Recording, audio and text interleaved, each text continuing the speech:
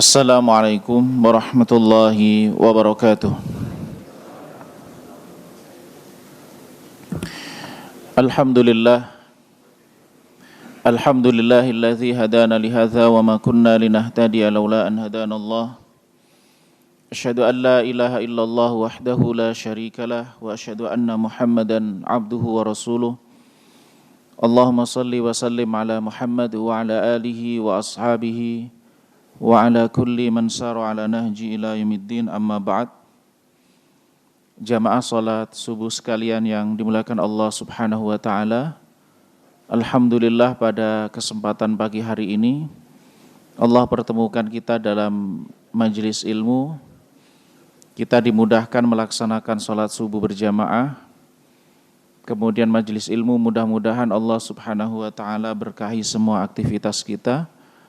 Allah berkahi usia kita, Allah berkahi segala rizki yang Allah karuniakan kepada kita, dan sebagaimana Allah kumpulkan kita di majelis ini, mudah-mudahan kelak Allah kumpulkan kita di jannahnya bersama dengan Nabi SAW kita cintai, amin ya rabbal alamin.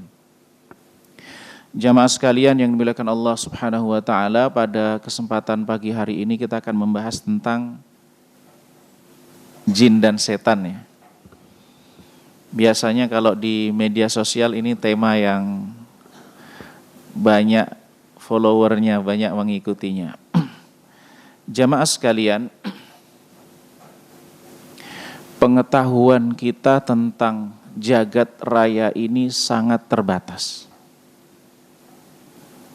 Bahkan bisa dikatakan yang tidak kita ketahui jauh lebih banyak daripada yang sudah kita ketahui. Makhluk yang tidak kita lihat atau dari jagat raya ini yang tidak terlihat oleh mata kita, yang tidak terjangkau dengan pandangan fisik kita, itu jauh lebih besar dan lebih banyak dibandingkan yang tertangkap oleh indera kita. Oleh karena itu, Islam dalam hal semacam ini memberikan dua kaidah jalan ilmu. Jadi kalau kita ini membahas satu persoalan, ada dua jalan atau dua pintu ilmu yang Allah Subhanahu wa taala berikan kepada kita, yang kemudian itu menjadi basis keyakinan. Jadi kalau kita mau meyakini sesuatu, bahwa sesuatu ini A, sesuatu ini B, satu ini benar, satu ini salah, atau sesuatu itu bagaimana, ada dua cara, melalui dua pintu. Yang pertama adalah wahyu. Wahyu inilah yang kemudian menjawab banyak hal yang tidak kita ketahui tentang perkara-perkara gaib atau perkara-perkara yang tidak terjangkau oleh akal kita saat ini atau indera kita saat ini. Misalnya tentang hal-hal yang berhubungan dengan masa lalu. Jadi perkara gaib itu ada 3 yang terhubungan dengan kehidupan kita. Perkara yang lampau itu adalah perkara yang gaib, yang sedang terjadi tapi dia di luar jangkauan kita, itu gaib bagi kita. Dan perkara yang belum terjadi juga perkara yang gaib. Nah, indera kita itu terbatas untuk menjangkau apa yang sudah lalu, itu kita tidak tahu juga. Manusia itu misalnya bagaimana diciptakan, berasal dari mana, dan seterusnya.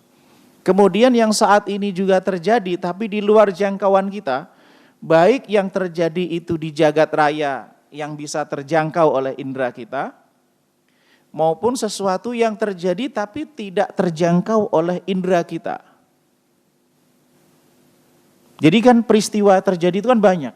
Ada yang dilihat oleh indera kita, yang tidak terjangkau oleh mata kita. Bukan hanya perkara-perkara makhluk yang lain, misalnya angin saja, arus listrik itu kan mata kita juga nggak bisa menjangkau. Tapi keberadaannya ada dan terjadi. Nah, itu pertama basisnya adalah wahyu.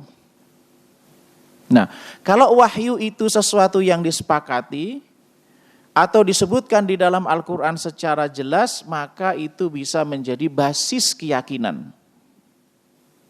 Jadi kita meyakini sesuatu itu A, karena disebutkan dalam Al-Quran secara jelas. Atau bisa juga disebutkan di dalam Al-Quran atau di dalam wahyu, tapi ulama kemudian berbeda pendapat dalam memahami wahyu itu, maka di situ terjadi ruang perbedaan. Misalnya makhluk yang pertama kali diciptakan oleh Allah itu apa? Misalnya. Apakah arsy ataukah yang lainnya dan seterusnya. Itu ada perbedaan di antara ulama. Yang kemudian menjadi basis keyakinan. Apa yang terjadi nanti di akhirat misalnya. Atau sekarang apa yang terjadi ketika orang sudah meninggal dunia. Itu kan berarti gaib. Sedang terjadi, mereka mengalami, tapi tidak terjangkau oleh indera kita. Nah itu perkara-perkara yang gaib. Nah, apa yang terjadi dengan orang yang sudah meninggal dunia? Apakah mereka jadi hantu? Ataukah mereka misalnya di dalam alam barzakh mendapatkan kenikmatan atau azab di alam barzakh? Mungkinkah orang yang sudah meninggal dunia kemudian dia kembali lagi gentayangan dan seterusnya? Maka dalam hal yang semacam ini karena jangkauan kita terbatas, sangat relatif secara umum, maka wahyu memberikan penjelasan. Maka kalau kemudian ada pandangan kita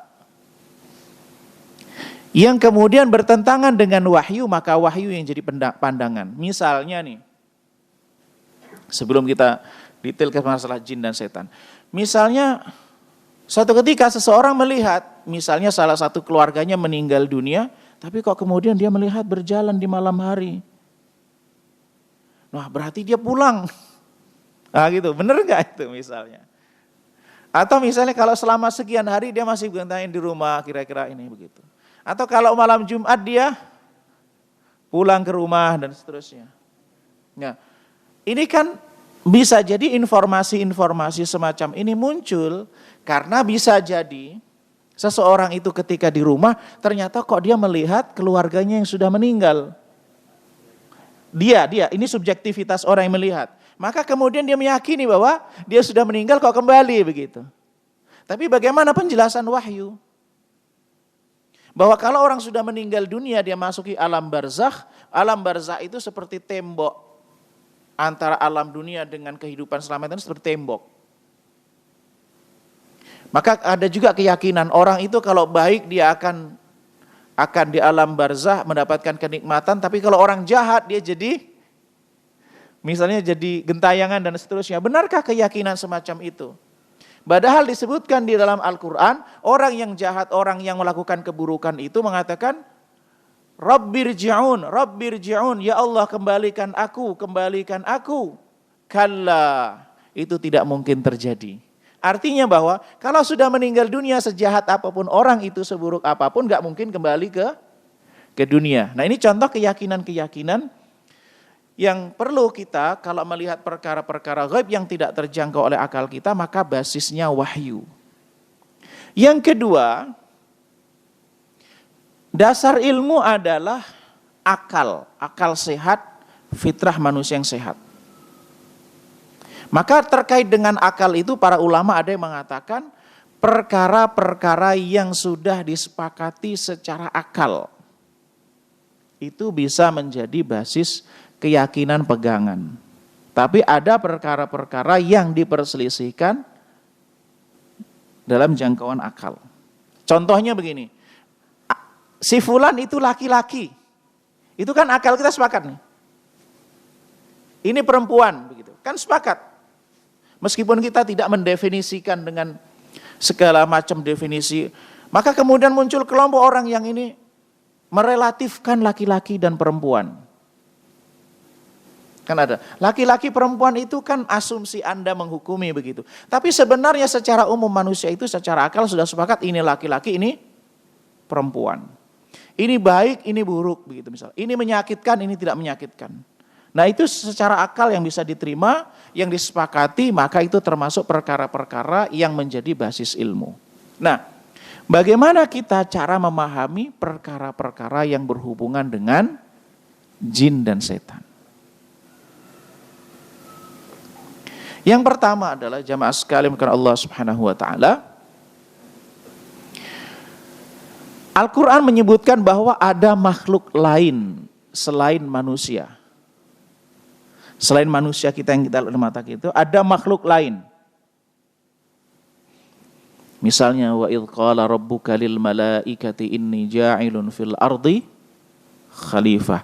Dan ingatlah ketika Allah berkata kepada para malaikat, aku akan menjadikan di muka bumi ini khalifah. Ini salah satu ayat saja. Berarti malaikat itu ada. Malaikat itu ada. Meskipun indera kita tidak mampu menjangkau. Lalu bagaimana kita meyakini apa dasarnya? Dasarnya adalah wahyu. Begitu juga misalnya para ulama mengatakan tentang akhirat, kemaslahatan akhirat itu basisnya wahyu. Karena ibadah yang kita lakukan itu Pak, ibadah yang kita lakukan, sholat dan sejenisnya, itu untuk kemaslahatan, intinya kemaslahatan akhirat, tujuannya akhirat, maka basisnya juga wahyu. Beda dengan kalau kita jual beli, kita transaksi, yang kemaslahatannya orientasinya dunia. Dunia artinya dunia nampak, yang hasilnya duniawi. Nah, maka begitu juga tentang malaikat disebutkan dalam Al-Quran, meskipun kita belum pernah bertemu dengan malaikat, maka kita meyakini bahwa itu ada makhluk lain yang Allah ciptakan yang dinamakan dengan Al-Malak atau Al-Malaikah. Begitu juga hadis Nabi SAW, misalnya dalam hadis Jibril, ketika beliau sedang bersama dengan para sahabat, lalu datanglah seorang laki-laki yang nampak oleh matanya adalah laki-laki, yang pakaiannya putih bersih, rambutnya hitam, tapi enggak satupun orang di antara kita yang mengenalinya. Maksud pesan ini sampaikan oleh Umar Ibn Khattab, kalau dia itu orang Madinah, pasti sudah kenal karena jumlah penduduknya sedikit. Kayak kita misalnya di komplek ini misalnya, semua orang kenal, ini siapa, ini si fulan, rumah ini, dia di blok ini dan seterusnya. Tapi ini enggak ada yang kenal. Tapi dia kalau orang jauh, pasti pakaiannya sudah kena debu. Waktu itu kan zaman dulu kena perjalanan, pasti dia rambutnya terkena pasir, kena debu yang kena angin dan seterusnya. Tapi ini orang bersih dan seterusnya. Kemudian bertanya tentang iman, bertanya tentang Islam, bertanya tentang ihsan. Kemudian orang itu setiap kali Rasulullah jelaskan, mengatakan sodakta, benar yang engkau katakan. Setelah selesai kemudian keluar. Lalu Nabi bertanya, siapakah, tahukah kalian siapa dia? Para sahabat mengatakan Allah wa Rasulullah alam, Allah dan Rasul yang lebih tahu. Dia itu Jibril. Atakum yu'allimukum dinakum. Dia Jibril datang kepada kalian untuk ngajari agama kepada kalian. Dia bertanya kepada Rasulullah, maksudnya ngajarin para sahabat. Artinya bahwa ada makhluk hak, bahwa yang namanya malaikat. Nah, ada lagi makhluk lain yang disebutkan oleh Allah Subhanahu wa taala di dalam Al-Qur'an, dan banyak sekali penyebutannya selain malaikat, yaitu iblis. Atau kemudian ada yang namanya jin. Dan ada yang disebutkan dengan setan. Jadi yang lain itu kadang-kala disebutkan iblis, kadang-kala disebutkan jin, dan kadang-kala disebutkan syaitan. Apa yang membedakan ini? Kemudian makhluk yang lain adalah manusia. Kalau disebutkan lagi makhluk yang lain, ada kalangan binatang, tumbuhan, dan seterusnya. Tetapi aktor yang penting yang disebutkan di dalam Al-Quran itu ada malaikat, ada manusia, ada jin. Nah, apa bedanya antara iblis, jin, dan setan? Nah, yang pertama, kalau iblis itu cenderung menyebutkan satu sosok tertentu yang ada, yang pernah ada. Jadi ketika Allah Subhanahu wa taala menyebutkan tentang iblis di dalam Al-Qur'an, menyebutkan tentang sosok. Tapi kalau menyebutkan tentang jin, maka menyebutkan tentang jenis. Kalau menyebutkan setan, tentang sifat. Nah, para ulama mengatakan kalau kata jin yang struktur dalam bahasa Arab yang tersusun dari kata jim dan nun atau jim dan nun musyaddadah itu maksudnya adalah tertutup secara bahasa. Maka jin itu adalah makhluk yang tertutup oleh pandangan kita. Janin itu dari akar kata yang sama, dia di dalam perut sehingga tidak kelihatan.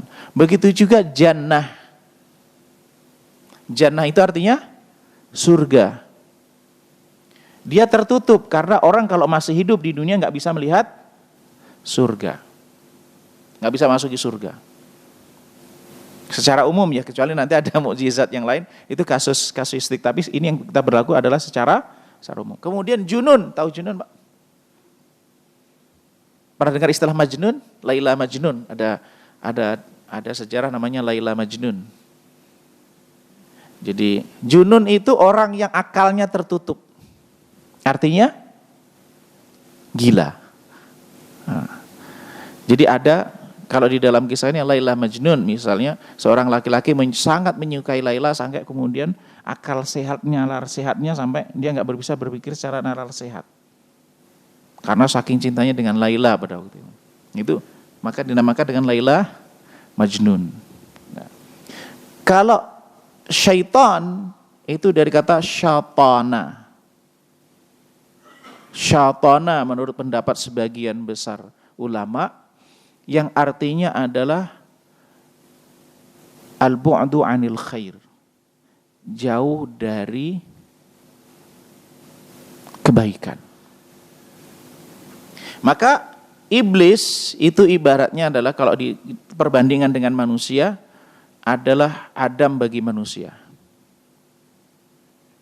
Satu sosok yang profil penting yang ada di kalangan umat manusia. Kalau Adam adalah sebagai bapak Abul Bashar, sebagai bapak manusia.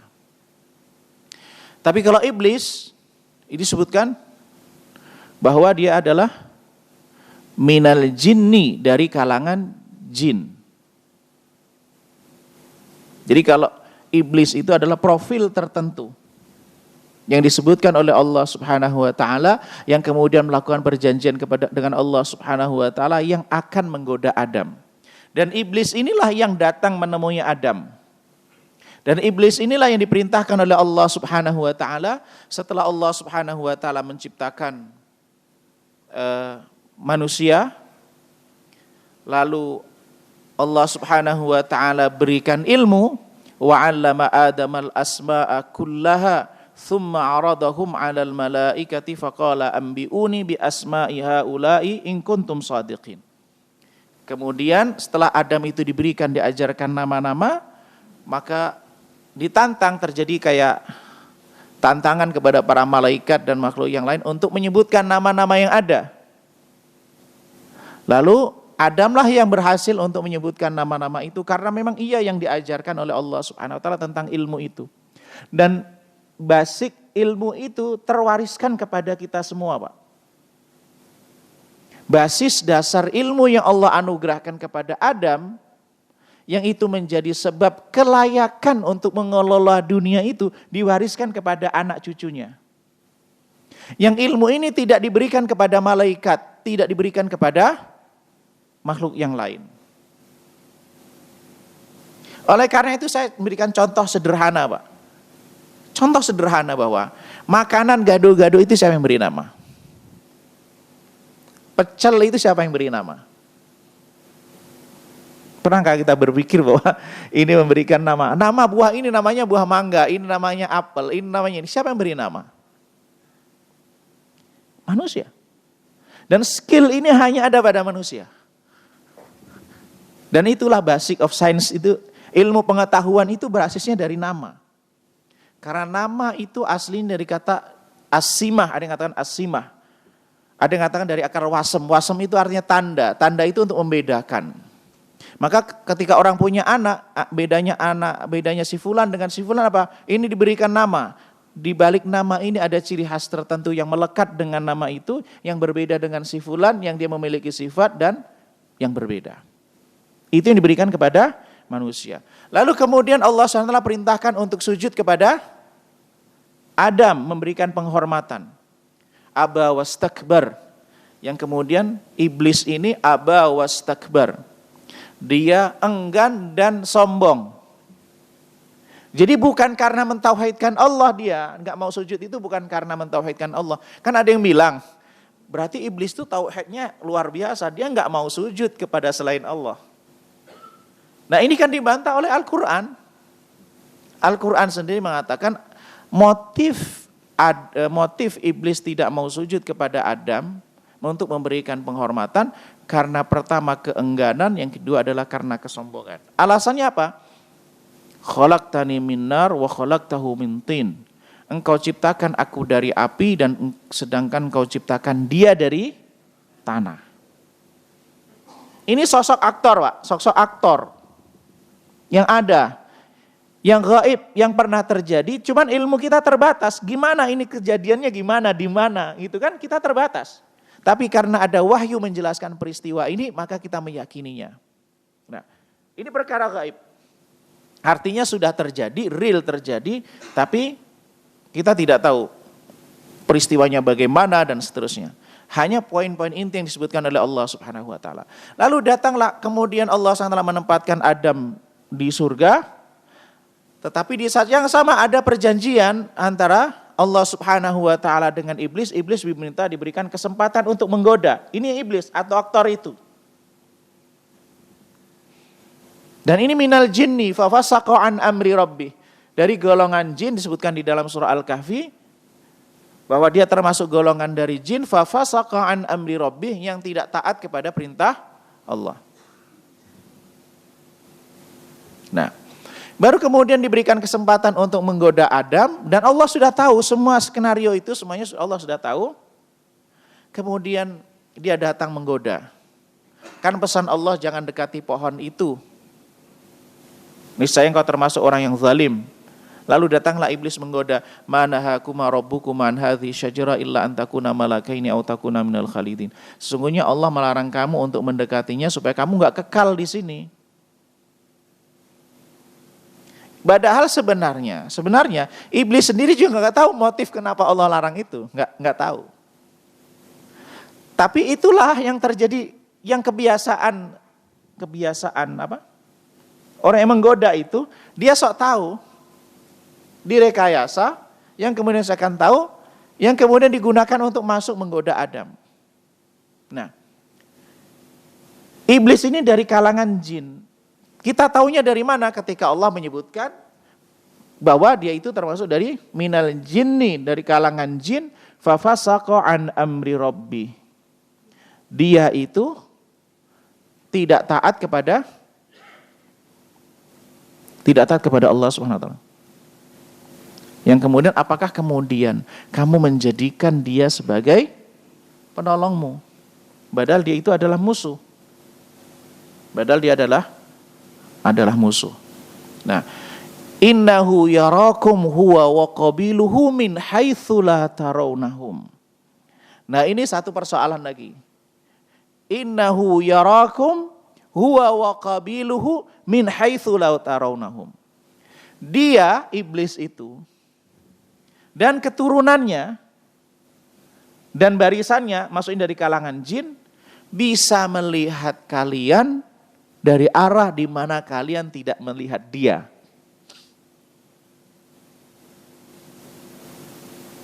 Ini satu penjelasan dari Al-Quran juga. Bahwa innahu yarakum min haitsu la tarawnahum.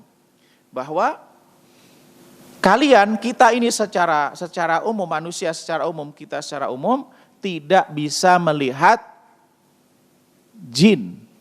Tidak bisa melihat iblis. Para ulama tafsir menyebutkan tidak bisa melihat dalam bentuk aslinya. Lalu kalau kemudian orang melihat itu apa? Itu bukan bentuk aslinya. Kecuali para nabi. Yang Allah Subhanahu wa taala berikan kelebihan sebagai mukjizat. Sebagai mukjizat. Sebagaimana misalnya mukjizat yang Allah berikan, kelebihan Allah berikan kepada Adam, Allah SWT berikan kelebihan kepada Sulaiman, yang Allah Subhanahu wa taala berikan kepada Rasulullah sallallahu alaihi wasallam yang bisa menaklukkan bukan hanya kalangan manusia tapi juga kalangan selain manusia, kalangan jin. Apakah mungkin seseorang bisa melihat jin dalam bentuk selain bentuk aslinya? Mungkin. Pernah terjadi di zaman Nabi Shallallahu Alaihi Wasallam. Ini disebutkan dalam Sahih Bukhari. Jadi Abu Hurairah pada waktu itu diminta oleh Nabi menjaga harta zakat. Dalam riwayat itu adalah zakat fitrah. Beberapa hari sebelum Idul Fitri. Nah, di malam hari itu ada sosok laki-laki yang mencuri, ngendap-ngendap mencuri harta zakat itu. Ditangkap. Kemudian dia minta belas kasihan, jangan dilaporkan, jangan ini. Dia dalam kondisi terpaksa dan seterusnya. Lalu kemudian di pagi hari Rasulullah Shallallahu Alaihi Wasallam, apa yang terjadi tadi malam sama ke Abu Hurairah radhiyallahu taala. Lalu Abu Hurairah menceritakan, Nabi SAW mengatakan dia itu bohong. Di malam kedua begitu juga terjadi. Dia berwujud menjadi sosok. Ini dalam Sahih Bukhari. Kalau bukan mungkin kalau misalnya sanad riwayatnya dipermasalahkan kan mungkin menjadi persoalan. Ini dalam Sahih Bukhari. Kemudian kejadian juga yang kemarin datang. Kemudian dia minta belas kasihan supaya dilepaskan dan katakan dia itu bohong. Besok Nabi SAW ditanya bagaimana tadi malam apa yang terjadi. Dijelaskan. Oleh Nabi SAW disebutkan dia itu bohong. Karena memang dia itu pendusta. Ya benar kan dia udah dustai Nabiullah Adam kan? Kalau itu kalangan iblis. Nah, kemudian berikutnya di hari yang ketiga, ini sudah 3 kali nih, sudah tidak ada alasan lagi. Dia minta belas kasihan. Benar, ini saya nggak akan berdusta. Saya berikan satu kalimat. Yang ini benar-benar dia mengatakan begini. Untuk bacalah ayat kursi sebelum tidur, niscaya Allah akan menjagamu dari setan. Kemudian orang ini dilepas. Lalu besoknya ketemu Nabi SAW, ditanyakan bagaimana. Diceritakan. Ya, dia itu sebenarnya pendusta, tapi apa yang disampaikan itu benar. Jadi kalau orang mau tidur kemudian membaca ayat kursi, maka Allah Subhanahu wa taala jaga dari kejahatan setan. Artinya adalah pelajaran adalah jin itu memungkinkan dia berwujudkan dirinya dalam wujud yang lain. Tapi bukan wujud aslinya. Itu untuk menjamak, kalau menjamak itu menggabungkan pemahaman ayatnya menyebutkan begini, tapi kenyataannya ada peristiwa begini. Jadi kata innahu yarakum huwa wa qabiluhu min haitsu la tarawnahum. Para ulama tafsir mengatakan dia melihat kalian, begitu juga kabilahnya, keturunannya dan sebangsanya dari arah yang kalian tidak melihatnya. Artinya kita tidak bisa melihat wujud aslinya. Kalau kemudian terlihat oleh mata kita kemudian terjadi real, ternyata itu bukan manusia, maka dia bukan pada wujud aslinya. Bahkan dalam riwayat yang lain, misalnya kalau kita baca sirah ketika orang-orang pemuka Quraisy mau membunuh Rasulullah SAW, datang seorang laki-laki tua yang mengusulkan semua kabilah mengambil pemudanya yang kemudian untuk membunuh Rasulullah SAW agar Bani Hashim nggak bisa menuntut balas. Terlepas riwayat tentang peristiwa ini, bahwa dia berwujud menjadi manusia, dan itu tidak hanya sekali. Tapi kalau Nabi SAW bagaimana? Sebagai satu mukjizat, misalnya ada surah Al-Jin, begitu juga satu riwayat bahwa suatu ketika sahabat itu kehilangan Nabi SAW di malam hari. Lalu ditunggu-tunggu, baru ketika pagi hari ketemu Nabi SAW, Nabi SAW mengatakan bahwa bertemu dengan kayak kepala suku lah dari kalangan jin, mereka minta diajarkan Al-Quran. Nah ini bisa dibaca di surah Jin, Pak. tentang bagaimana di antara kalangan jin itu mendengarkan Al-Quran dan masuk Islam. Jadi kalau kalangan jin itu juga mukallaf. Sebagaimana Allah jelaskan, wa ma khalaqtul jinna wal insa illa liya'budun. Tidaklah aku menciptakan jin dan manusia kecuali untuk menyembah kepadaku. Maka jin itu ada yang beriman dan ada yang tidak beriman. Dan mereka yang beriman ketika mendengarkan bacaan Al-Quran, maka hatinya tertunduk, kemudian beriman, bertakwa kepada Allah Subhanahu wa taala, tidak mengganggu manusia, karena mengganggu manusia sebagai bentuk perbuatan dosa karena kejahatan. Nah, lalu di antara pesan Nabi SAW itu tidak boleh kita istinja dengan dengan kotoran binatang dan tulang. Jadi kita jangan membayangkan situasi kita saat ini, Pak, seperti hidup di zaman Nabi yang bisa jadi orang tidak gampang, dan kita bayangkan situasi peradaban pada waktu itu. Jadi orang mau istinja kan biasanya dengan batu yang diperbolehkan, atau yang menggantikan atau semana dengan batu. Tisu termasuk diperbolehkan. Nah, kalau yang tidak diperbolehkan rauth wal azm, kotoran binatang. Apa alasannya? Rijs atau riks, najis. Maka di dalam mazhab Syafi'i itu yang setiap yang keluar dari dua jalan itu najis. Atas dasar hadis ini, kalau kemudian ada riwayat minum air kencing onta, itu yang kemudian menjadi dasar sebagian ulama yang mengatakan kalau binatang itu halal dikonsumsi, kotorannya tidak najis, itu yang menjadi alasan. Nah, yang kedua, tidak boleh bersuci dengan azm, tulang. Karena itu ta'amu ikhwanikum, makanan saudara-saudara kalian. Hakikatnya wallah alam. Tapi jelasan begitu. Tulang itu adalah makanan saudara kalian. Saudara kalian itu siapa? Dari kalangan jin. Karena jelas, kok bisa? Kan Nabi nggak menyebutkan kalangan jin. Ta'amu ikhwanikum. Karena manusia nggak makan tulang. Jelas. Artinya makanan saudara kalian maksudnya dari kalangan jin. Maka ini satu bentuk sebenarnya toleransi kalau kita bicara ya. Islam mengajarkan toleransi terhadap yang berbeda, bukan hanya kalangan manusia tapi kalangan jin. Kalau orang yang mungkin inilah sudah dagingnya nggak dikasih, tulangnya masih disukai bersuci. Kan mungkin jinnya juga ini dagingnya sudah nggak dikasih, tulangnya juga di ini. Nah, maka termasuk bagian dari Islam itu, adab dalam Islam tidak bersuci dengan tulang. Karena itu makanan bagi saudara kalian. Nah, jamaah sekalian dengan Allah Subhanahu wa taala. Kalau jin itu dari makhluk yang tidak kita lihat.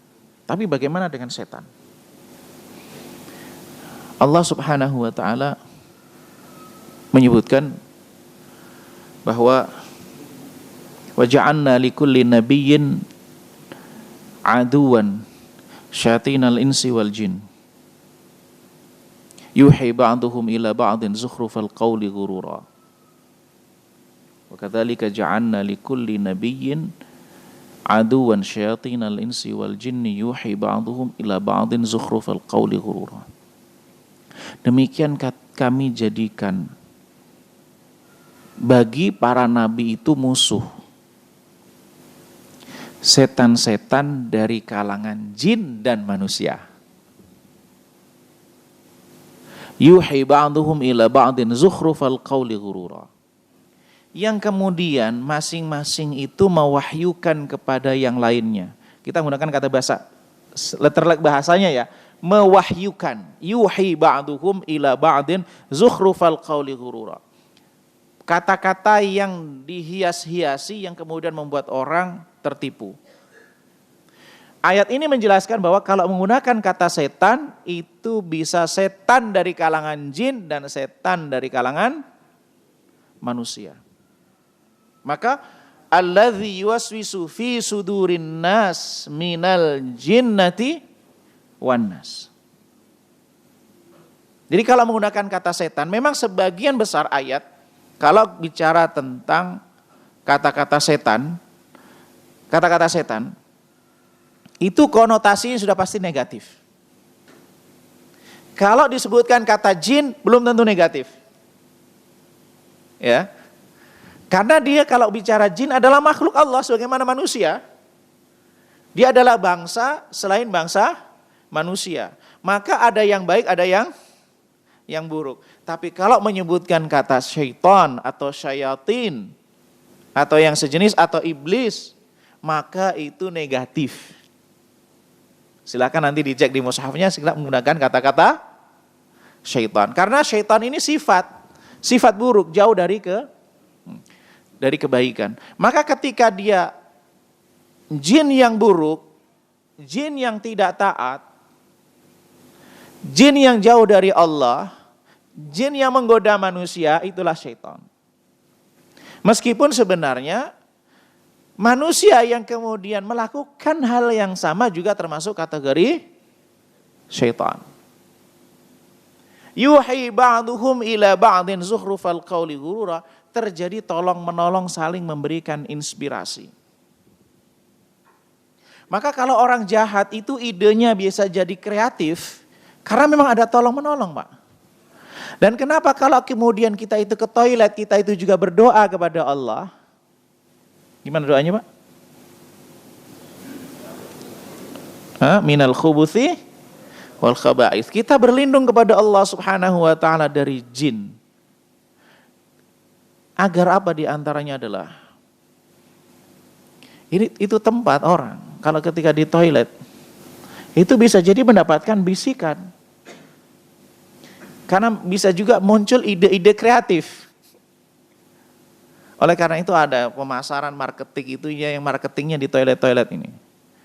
Kenapa? Karena orang di saat itu, ini orang psikologi lah yang biasanya para motivator itu tahu istilah-istilah ketika orang itu, apa istilahnya, otak itu pada posisi tertentu, maka kemudian kalau informasi masuk itu sangat kuat. Di antaranya saat orang berada di toilet. Oleh karena itu berdoa kepada Allah agar dilindungi, jangan sampai ide-ide yang masuk itu ide kreatif keburukan.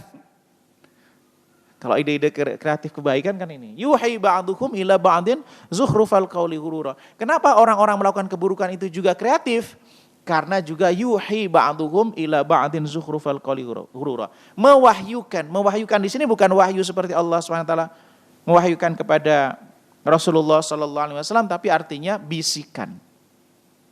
Nah, jamaah sekalian bukan Allah Subhanahu wa taala, banyak sekali kata syaitan yang disebutkan di dalam Al-Qur'an, yang disebutkan langkah-langkah setan bagaimana menggoda manusia polanya. Misalnya secara umum Allah Subhanahu wa taala menyebutkan kata-kata khutuwat. Misalnya Allah Subhanahu wa taala mengatakan, ya ayyuhan nas, wahai manusia, kulu mimma fil ardi halalan thayyiba. Makanlah apa yang ada di muka bumi yang baik. Yang baik, yang halal dan baik. Wala tattabi'u khutuwatis syaitan. Jangan ikuti langkah-langkah setan. Innahu lakum aduwwum mubin. Sesungguhnya dia musuh yang nyata. Jadi Allah mendeklarasikan itu musuhmu. Dan dia ketika menggoda menggunakan khutuwat. Jadi ada khutah. Jadi kalau khutah itu satu langkah. Kalau khutuwat banyak langkah. Maka ketika dia khutuwat itu setan ketika dia menggoda seseorang itu langkahnya tidak mesti satu langkah. Khutwah tidak hanya satu khutwah, tapi khutwat. Bertahap-bertahap. Pertama orang itu digoda untuk menyekutukan Allah. Titik akhirnya itu di situ. Godaan itu orang untuk keluar dari Islam, untuk menyekutukan Allah karena akan bersama dengan Dia. Kalau enggak bisa, digoda untuk melakukan dosa besar. Kalau enggak bisa dilakukan digoda menggunakan dosa besar, digoda untuk melakukan dosa yang tidak besar. Kalau tidak bisa digoda untuk melakukan dosa yang tidak besar, digoda melakukan perbuatan yang mubah, tapi berlebihan. Mubah berlebihan, mubah. Ya mubah berlebihan. Akhirnya kan dia memalingkan dari perkara yang baik. Misalnya Pak, ngobrol, bergadang, itu mubah kan? Mubah. Tapi kalau melampaui batas, misalnya ngobrolnya dari sampai jam 1, jam 2, ya kan? Mubah, boleh, nggak berdosa. Tapi nanti misalnya tidur, subuhnya kelewat. Nah gitu misalnya. Dari yang mubah akan berdampak pada dia menggeser. Karena dengan cara yang mubah itu, dia menggeser, seharusnya dia bisa gunakan untuk kebaikan, jadi dia tidak menggunakan untuk kebaikan, tapi menggunakan perkara yang mubah, yang zero nilainya. Tapi kalau yang mubah dia nggak bisa digoda. Digoda untuk meninggalkan yang lebih afdal dengan melakukan yang kurang afdal. Misalnya ada dua kebaikan nih Pak. Yang satu ini lebih besar pahalanya, yang satu ini lebih sedikit. Maka dia nggak bisa digoda melakukan mubah. Dia orang yang suka antusias dengan kebaikan, dia digoda untuk meninggalkan yang lebih besar pahalanya, yang lebih besar manfaatnya, lebih besar dampaknya, dia melakukan sesuatu yang ini. Dan orang itu digoda bukan hanya sebelum dia beramal, jadi kita itu digoda sebelum beramal, ketika beramal, dan setelah beramal. Kalau sebelum beramal, kita itu digoda untuk tidak melakukan. Saat beramal digoda dengan keraguan-raguan dan segala macamnya. Setelah beramal digoda dengan keriaan. Maka kalau kita itu mau sholat, Pak, saya berikan contoh sederhana tentang sholat. Sebelum berangkat sholat ke masjid itu sudah digoda. Ya macam-macam godaan itu, kadang-kadang bisa juga berbentuk fisik, bisa godaan macam-macam. Termasuk rasa malas. Bisikan-bisikan dan seterusnya. Orang yang mau bersedekah itu juga digoda. Anda kalau gunakan ini kan sudah bisa untuk beli ini. Anda kalau seharusnya daripada Anda berikan untuk hal ini, Anda kan bisa gunakan untuk beli yang lainnya. Kan sudah bisa memperbaharui ini dan seterusnya. Itu sebelum beramal. Ketika beramal, itu sampai kita itu ketika beramal itu masih digoda. Pernah nggak Pak misalnya? Lihat orang wudu itu diulang-ulang sampai berkali-kali.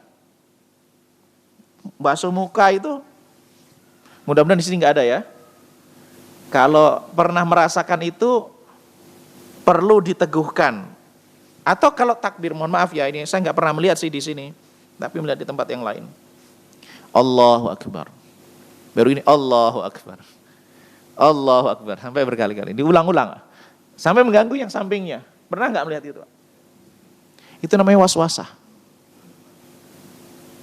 Pernah nggak kita kadang kalau wudhu itu, saya tadi kok lupa basuh tangan ya? Atau ketika kita basuh tangan ini udah pas belum? Itu waswasah Pak. Itu kalau semakin kuat itu berbahaya. Atau kadang kalau kita sholat lupa, ini rakaat keberapa ya? Pernah kan? Namanya kita itu manusia Pak. Manusia memang potensi digoda begitu. Manusia, kita itu manusia. Selama manusia, potensi digoda. Bahkan Nabi SAW sendiri pernah lupa. Jadi kalau misalnya imam kita, misalnya imam lupa, jangan ini Pak. Karena Nabi itu pernah sholat zuhur atau sholat asar, itu cuma 2 rakaat. Selesai sholat, Rasulullah SAW itu kemudian duduk bersandar di satu bagian dari masjid gitu. Sahabat gak berani ngomong. Sampai ada satu sahabat dipanggil dengan Dzul Yadain, pemilik 2 tangan. Kalau bahasa terjemahnya. Cuman katanya tangannya lebih panjang dari yang lain sehingga digelari begitu.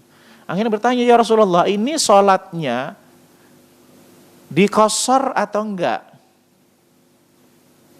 Kata Nabi, tidak dikosor. Tadi engkau sholat 2 rakaat ya Rasulullah.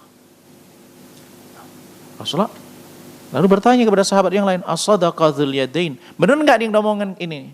Benar ya Rasulullah. Akhirnya Rasulullah ngajak para sahabat untuk sholat menambah kekurangannya. Enggak mengulang dari awal, menambahi kekurangannya, dan kemudian sujud sahwi. Maka di sini nanti kalau ada yang lupa begitu, kemudian udah selesai sholat, imamnya mungkin zikir diam begitu, masih kurang, nggak apa-apa dari jamaah mengingatkan. Nggak perlu ngulang dari awal, tapi langsung tinggal nambah dan nanti sujud sahwi. Sujud sahwinya bisa sebelum salam atau setelah salam, tidak menjadi persoalan.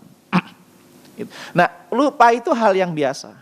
Kisahnya Nabi Musa, di antara lupa itu juga di antara kerjaan setan juga. Di surah Al-Kahfi kan ketika Musa dengan apa? Dengan asistennya ya, mendampingnya itu, ketika di perjalanan itu ikan yang dibawa itu keluar dari wadahnya. Tapi dia lupa sebenarnya tempat itu yang dicari. Akhirnya kembali lagi ke tempat di mana ikan itu lepas. Itu juga karena adalah lupa yang disebabkan oleh setan. Setelah beramal, kita itu juga digoda. Tadi ketika kita pulang ke masjid atau ketika kita selesai beramal, selesai bersegah, kalau nggak saya bantu dia gitu. Gitu. Itu godaan, Pak.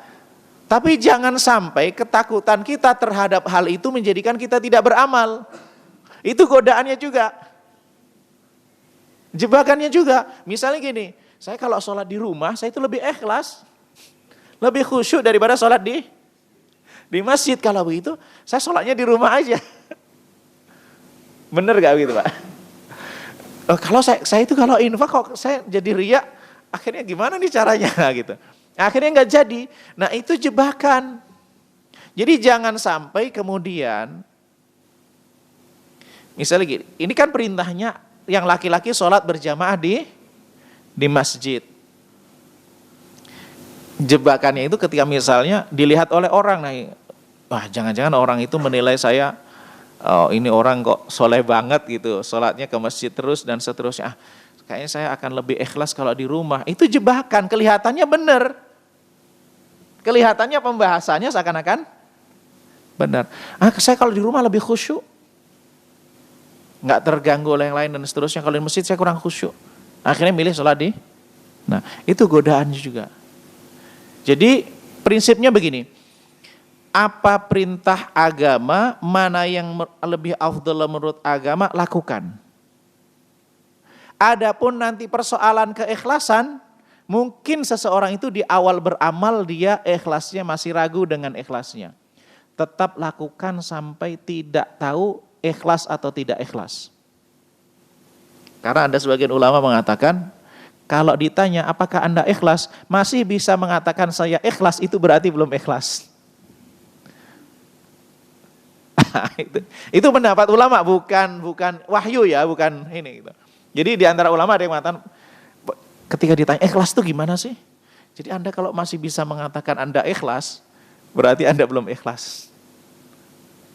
Nah, pokoknya yang penting dijalani mudah-mudahan dengan apa niat baik kita, Allah Subhanahu wa taala akan memberikan keikhlasan. Nah, jamaah sekalian, di dalam Al-Qur'an itu kalau kita rujuk ya, kurang lebih kata yang menggunakan kata syaitan itu ada 56. Ini saya coba cek ya. Semuanya konotasinya negatif, nggak ada yang positif. Nah, saya sebutkan beberapa cara yang dipakai oleh setan dalam menggoda manusia. Misalnya firman Allah Subhanahu wa taala dalam surah Al-Baqarah 268. Asy-syaitanu ya'idukumul faqra wa ya'murukum bil fahsya. Wallahu ya'idukum maghfiratan minhu wa fadla. Setan itu menjanjikan kemiskinan dan mengajak kepada perbuatan keji.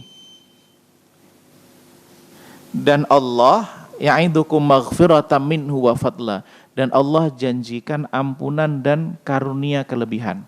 Ini biasanya orang yang mau beramal, Pak. Ketika orang mau membantu orang lain dan seterusnya, atau orang merasa miskin terus, itu bisa jebakan dari setan sehingga dia tidak bersyukur kepada Allah Subhanahu wa taala. Karena ketika dia infak kan hartamu berkurang. Logikanya memang berkurang kan Pak ya? Hitungan matematikanya kan berkurang. Gitu. Nah, nanti kamu kalau lakukan itu kan seharusnya jatah untuk ini, jatah untuk ini, jatah untuk ini. Akhirnya kan terkuras. Nah gitu. Itulah ya'idukumus syaitan. Asyaitanu ya'idukumul faqra wa ya'murukum bil fahsya. Berikutnya syaitan itu juga menakut-nakuti sebagaimana firman Allah Subhanahu wa taala, "Innama dzalikumus syaitanu yukhawwifu awliya'ah fala takhafuhum wa khafuni in kuntum mu'minin."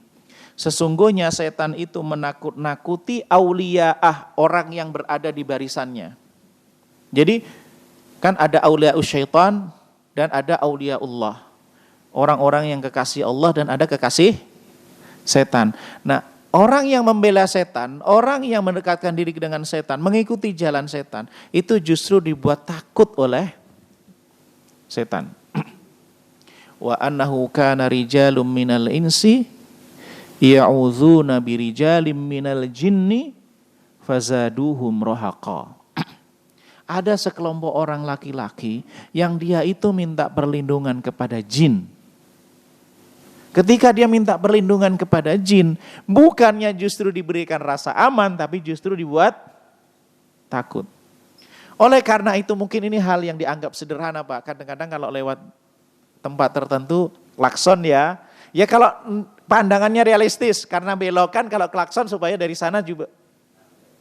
Nah itu realistis, itu gak masalah. Tapi kalau klakson keyakinannya ini takut sama jin, nah itu enggak boleh. Itu masalah. Maka diajarkan oleh Rasulullah SAW doa. Gimana doanya? Kalau kita misalnya di suatu tempat ini dianggap angker gitu. A'udzu bi kalimatillahi tammah min syarri ma khalaq. Ya Allah, aku berlindung kepada kalimat Allah yang sempurna dari segala keburukan yang Allah Subhanahu wa taala, dari makhluk-makhluk Allah yang Allah ciptakan. Maka ketika Allah mengatakan di surah Al-Falaq, qul a'udzu birabbil falaq min syarri ma khalaq. Jadi kata min syarri ma itu sifat umum, khalaq yang Allah ciptakan. Baik yang Allah ciptakan itu yang terlihat oleh mata kita maupun yang tidak terlihat oleh mata kita. Jadi itu maknanya luar biasa Pak. Ketika mengatakan wa min syarri ma khalaq, dan dari kejahatan apa-apa yang Allah ciptakan. Baik keburukan binatang, binatang melata, virus, bakteri, dan seterusnya. Termasuk dari kalangan jin. Itu yang dilakukan oleh jin. Di antaranya juga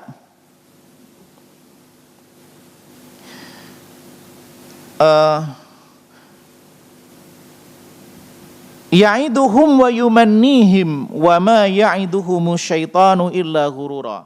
Setan itu menjanji-janjikan, membuat janji-janji palsu. Wa yumannihim, membuat kita berangan-angan. Jadi beda-beda antara cita-cita dengan angan-angan, Pak. Kalau angan-angan itu menginginkan sesuatu tapi tidak punya pijakan realitas, tidak rasional. Misalnya kita angan-angan, oh saya pengen bisa terbang, gitu. Nah, saya pengen bisa berjalan di atas air, nah gitu misalnya. Itu angan-angan itu Pak. Dan seterusnya itu angan-angan. Yang itu adalah permainan setan. Kenapa? Karena dengan angan itu orang tidak melakukan tindakan real dan nyata. Kemudian juga setan ini menciptakan permusuhan sebagaimana Allah Subhanahu wa taala katakan, innama yuridu syaitanu ayyuqi'a bainakumul adawata wal baghdha fil khamri wal maisir wa yasuddakum an dzikrillah. Sesungguhnya setan itu menginginkan untuk menciptakan permusuhan dan kebencian di antara kalian melalui khamr, melalui judi, dan menghalangi kalian dari mengingat Allah Subhanahu wa taala. Begitu juga setan itu memunculkan waswasah tadi. Fa waswasa lahuma syaitan, maka setan itu membisik-bisikkan, membuat waswas kepada Adam dan Hawa pada waktu itu. Kemudian juga di antaranya adalah wa zayyana lahumus syaitanu a'malahum, dan setan itu menghiasi apa yang mereka lakukan. Jadi sesuatu yang buruk itu dibungkus dengan sesuatu yang kelihatan baik, sebagaimana yang dilakukan kepada Adam ketika perbuatan terlarang itu dijadikan pohon keabadian. namanya syajaratul khuldi. Kata khuldi itu berasal dari kata kholada. Kholada itu artinya kekal. Maka kita sering baca dalam Al-Quran, khalidina fiha. Pesan yang ingin disampaikan oleh iblis, kalau kamu makan buah ini, kamu kekal. Tapi sejatinya, kalau Allah yang sejatinya pohon yang terlarang. Nah, jamaah sekalian mungkin sebagai penutup, satu prinsip dalam Islam, Islam ingin menjaga kehormatan kita. Islam ingin menjaga kehormatan kita. Maka salah satu caranya adalah tidak boleh melakukan perbuatan yang mirip dengan perbuatan setan. Apa diantaranya? Fa inna syaitana ya'kulu wa yashrabu bishimalihi. Setan itu makan dan minum dengan tangan kiri. Jadi kita itu nggak boleh mirip setan, nggak boleh mirip non muslim, nggak boleh mirip binatang. Mungkin yang dapat saya sampaikan, wallahu a'lam bishawab. Mungkin kalau ada satu yang ditanyakan mungkin kurang jelas, saya persilakan. Oke.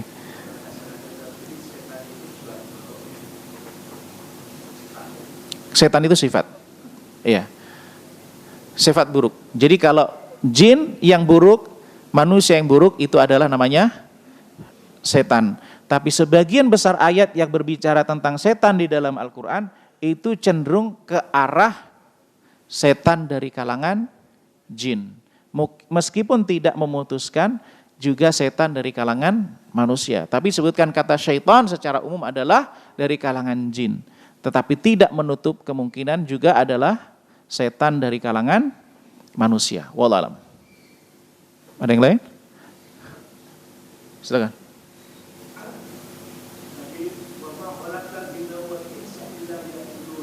Ya, wa khalaqtul jinna.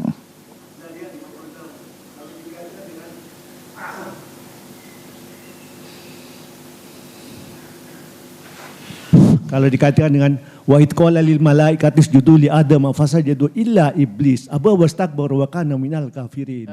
Tampaknya ada kontradiksi ini. Di satu pihak Tuhan mewajibkan jin manusia illa liya'budun, beribadah. Tetapi di sisi lain wa ma khalaqtal jinna wal insa liya'budun, tadi wa id qala lil malaikati isjudu li adam fasajadu illa iblis. Sujudlah kalian kepada Adam, tapi illa kecuali iblis. Aba wastakbara wa kana minal kafirin. Maka engkaulah masuk pada golongan kafir. Bagaimana menurut menyikapi itu, Dok? Iya. Jadi kalau iblis itu dia tidak akan beriman. Karena iblis, kembali lagi, iblis itu satu sosok. Sosok dari kalangan jin. Dia bukan semua jin. Sosok dari kalangan jin yang dinamakan dengan iblis. Dia itu tidak akan beriman sampai akhir kiamat. Itu yang iblis. Tapi iblis ini masuk dari golongan jin. Nah, jin ini diperintahkan oleh Allah sebagaimana diperintahkan kepada manusia. Nah, sebagaimana wa ma khalaqtul jinna wal insa illa liya'budun. Tidaklah aku menciptakan jin dan manusia kecuali untuk beribadah kepadaku. Itu yang pertama. Yang kedua, ketika Allah mengatakan wa ma khalaqtul jinna wal insa illa liya'budun, tidaklah aku menciptakan jin dan manusia kecuali untuk menyembahku. Ini iradah yang sifatnya syar'iyah. Iradah itu ada dua, Pak. Keinginan Allah. Itu ada dua. Yang sifatnya kauniyah. Kauniyah itu Allah menginginkan. Misalnya kita lahir di Indonesia, ya lahirnya di Indonesia, nggak mungkin lahir di tempat lain. Kulit kita, itu kita nggak bisa nolak, nggak punya ruang pilihan. Tapi ada kedua iradah yang sifatnya syariat. Ibadah itu termasuk kehendak Allah yang sifatnya syariat. Misalnya gini saya tanya, Bapak tadi bisa milih nggak mau berangkat ke masjid dan nggak berangkat ke masjid? Bisa milih kan? Padahal apa yang diinginkan oleh Allah? Ke masjid kan?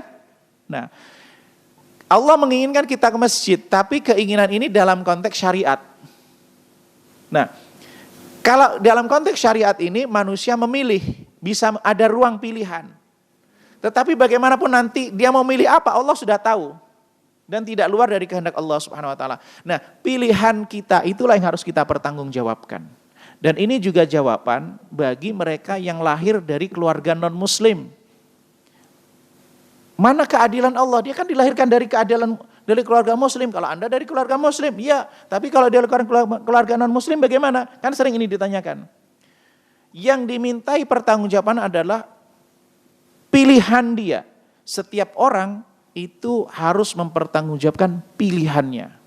Di mana dia bisa memilih, di situ ada pertanggungjawaban. Di mana tidak bisa memilih, di situ tidak ada pertanggungjawaban. Oleh karena itu orang gila itu nggak dimintai pertanggungjawaban. Kenapa? Karena tidak bisa memilih. Orang yang terpaksa nggak dimintai pertanggungjawaban. Kenapa? Karena nggak bisa memilih. Itu kaidah sederhananya, Pak. Begitu, wallah alam bisawab. Cukup ya? Satu lagi, Ustaz. Iya, silakan. Di Indonesia tuh setan kan digambarkan berbagai macam, Ustaz. Seperti pocong, kuntilanak, dan sebagainya. Nah, wajar nggak kita sebagai muslim takut dengan mereka? Kemudian secara syar'i mungkin nggak mereka menyakiti kita secara lahiriah gitu ya. Kemudian kedua, dalam keyakinan orang kafir itu kan di neraka penguasanya adalah setan gitu. Orang kafir keyakinannya seperti itu saja. Kalau kita kan penguasanya Allah tapi kan dijaga oleh malaikat. Itu bagaimana? Iya. Jadi ini cerita dari teman-teman yang aktif di ruqyah itu, setan yang wujudan-wujudan itu dia menyesuaikan dengan budaya di wilayah di mana yang dikenal. itu setan itu. Jadi mau bentuk tuyul, mau bentuk apa itu perwujudan itu bukan wujud aslinya. Misalnya jin, itu bisa jadi imajinasi, Pak. Bisa jadi karena orangnya sebelum banyak nonton, sehingga kadang-kadang terbayang. Tapi mungkinkah jin terlihat? Ya, dia terlihat tapi bukan bentuk aslinya. Tetapi ini dari teman-teman yang di ruqyah itu, dia itu menyesuaikan dengan budaya lokal. Karena di Indonesia dikenal setannya takutnya dengan pocong, maka bentuknya pocong. Tapi kalau di wilayah lain dengan bentuk Dracula, bentuknya Dracula. Jadi dia itu menyesuaikan dengan sakofah itu, budaya yang ada di wilayah itu untuk menggoda manusia, nakut-nakuti manusia. Sebenarnya inna kaida syaitani dha'ifa. Sesungguhnya tipu daya setan itu lemah. Kalau seseorang itu kuat, insya Allah setan gak bisa membahayakan. Tapi mungkinkah setan itu bisa berdampak pada fisik? Dalam sihir itu hak. Maksudnya di surah Al-Baqarah kan sebutan tentang ayat sihir. Sihir itu bisa memisahkan antara suami dengan istrinya. Sihir itu bisa juga membuat seseorang seakan-akan melakukan sesuatu padahal tidak melakukan sesuatu, atau seseorang itu bisa sakit. Tetapi kembali lagi bahwa sihir itu hak. Tapi kembali lagi bahwa ketika orang terkena sihir berarti diuji oleh Allah Subhanahu wa taala. Dan sihir itu tidak terjadi kecuali atas izin Allah Subhanahu wa taala. Izin itu bukan ridho, Pak, ya, bedakan ya antara izin dengan ridho. Tidak semua yang diizinkan oleh Allah terjadi itu diridhoi. Mencuri itu bisa mencuri, berhasil mencuri itu karena diizinkan terjadi, tapi enggak diridhoi. Nah begitu. Jadi mungkinkah? Mungkin. Tapi kalau yang begitu itu lemah, yang kayak itu, yang penampakan itu berarti kitanya sedang lemah begitu. Nah kemudian kalau yang tadi di neraka, ya jin ada yang masuk surga, ada yang masuk neraka, manusia ada yang masuk surga dan masuk neraka. Tetapi ya mereka sebagaimana manusia nggak bisa menolong dirinya sendiri. Setan itu nggak bisa, ketika dia nanti di akhirat dimintai pertolongan karena menggoda manusia, saya kan nggak maksa kalian. Ketika nanti di akhirat ketika dia itu disalahkan, saya kan nggak maksa sekalian. Ya salah diri kalian sendiri, ikut saya, nah gitu. Itu yang dilakukan oleh setan ketika nanti di akhirat disalahkan oleh orang yang mengikuti, atau yang mengikutinya justru dia berbalik. Saya kan nggak memaksa kalian, maka setan itu nggak bisa maksa kita. Mau sholat atau nggak sholat itu bukan paksaan setan. Dia hanya bisa menggoda dan membisikkan, tapi nggak bisa memaksa dan menghalangi secara itu. Kalau kita memang kuat, ya nggak akan bisa kalah dari langkah-langkah setan. Inna kaida syaitani kana dha'if. Sesungguhnya tipu daya setan itu lemah. Wallahu a'lam bissawab. Gimana? Cukup ya? Kita tutup dengan kafaratul majlis. Subhanakallah bihamdika asyhadu an la ilaha illa anta astaghfiruka wa atubu ilaik. Assalamualaikum warahmatullahi wabarakatuh.